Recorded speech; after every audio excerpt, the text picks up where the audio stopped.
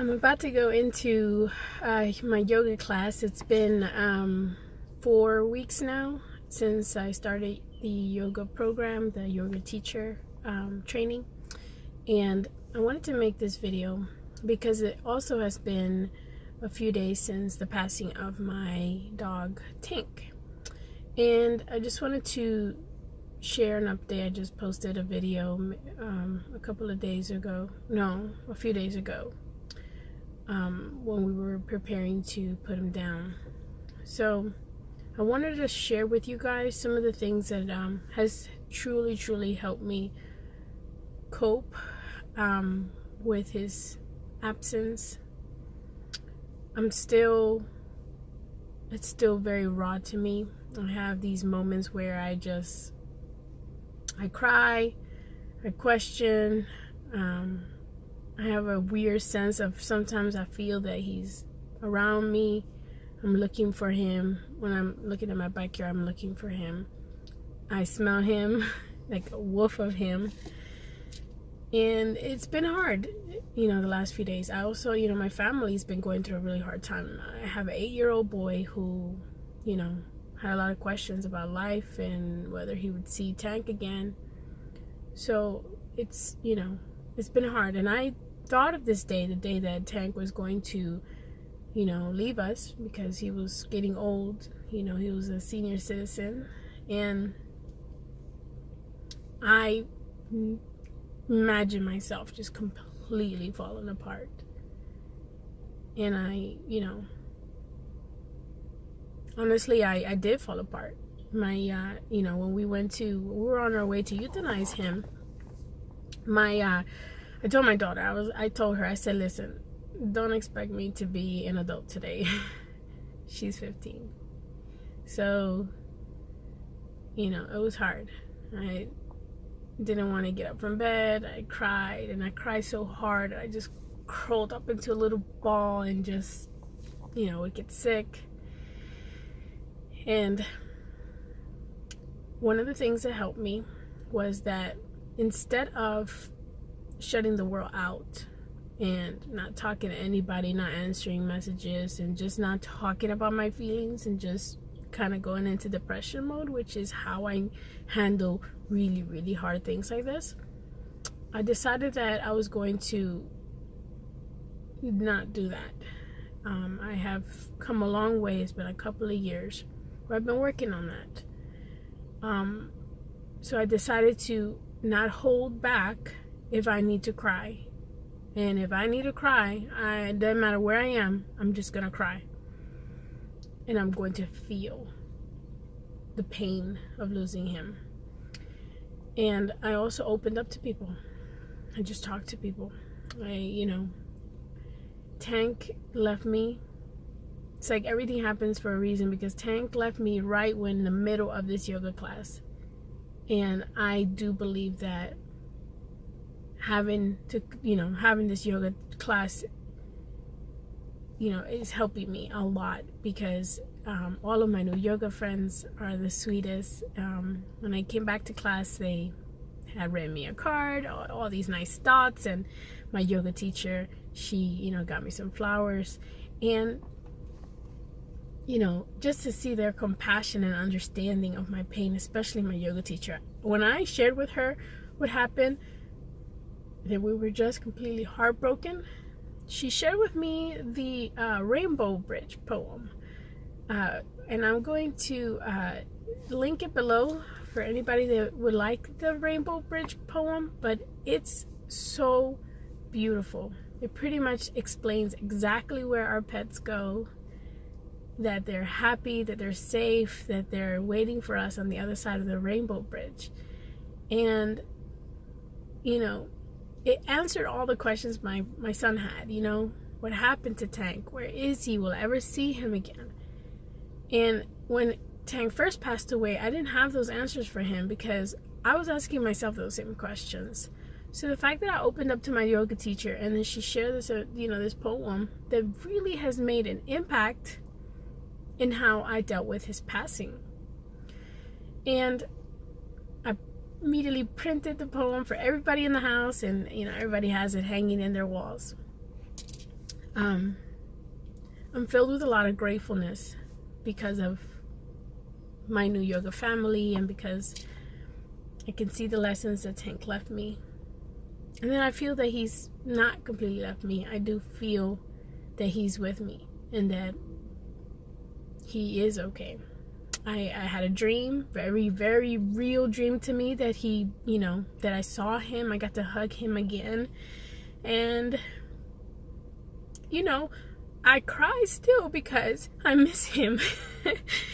Sometimes it's hard to come home and he's not waiting at the door, or look at my backyard and he's not running towards me. So the emptiness is still there. However, I'm not in a deep sadness of what happened to him, or will I ever see him again. I feel those answers are satisfied, and I feel that the dream I had with him, I felt him wanting me to be okay and not suffer as much. So I'm taking it all in like that. I have a friend who, I connected with a long time ago. And she is very, very empathic. And she feels, and, she's kind of like an angel on earth. I don't know how to explain. But I have this connection with her. I've just always been very connected to her. And she's been super supportive, calling me all the time, making sure that I'm okay through this whole process. And she shared with me that she connected with Tank. And I believe her.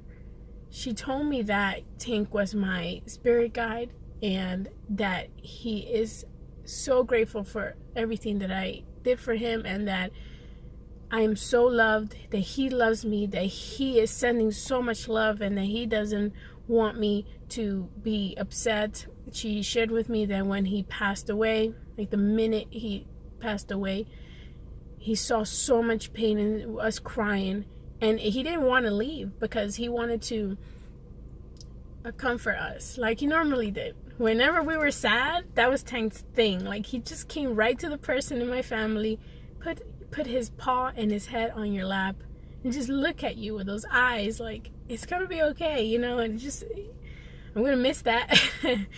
I believe her. I feel it. And, some people may think that's crazy, but I choose to believe that. I choose to believe in the Rainbow Bridge. I choose to feel his peace and his love and his happiness. I choose to keep the good memories. So one of the things that I'm doing is that whenever a thought comes through, like, the whole euthanasia process or anything like that, that really triggers me to get upset, or while he was sick and all the things I try to do to save him, crushing his pills and liquefying his food and all this stuff, I change it. I change it to a thought of, that he's in the meadows, that he's happy. I imagine him running, being with other dogs and angels. So that helps me a whole bunch. And when my son comes to me, like at night, it's really hard for the both of us. So lately he's been like sneaking into my bed, and I let him. But basically, whenever he's worried about about Tank, I just ask him to close his eyes. Literally, I tell him, close your eyes, baby. And imagine Tank. Can you see him? He's running towards you. He's so happy. He's wagging his thumb. And he's barking at you because he wants to show you where he is. So follow him. And he takes you to this area where there's water, there's food, and other pets. And there's these people dressed in white, and they rub his belly all day long. And he's so happy, and he's there waiting for us, and we will see him again. He wants you to be happy and not be sad, and he wants you to remember all the cool things we did with him and all the love he gave us. And that helps my son sleep.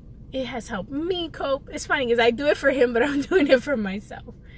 So basically, opening up to other people, allowing people to give me comfort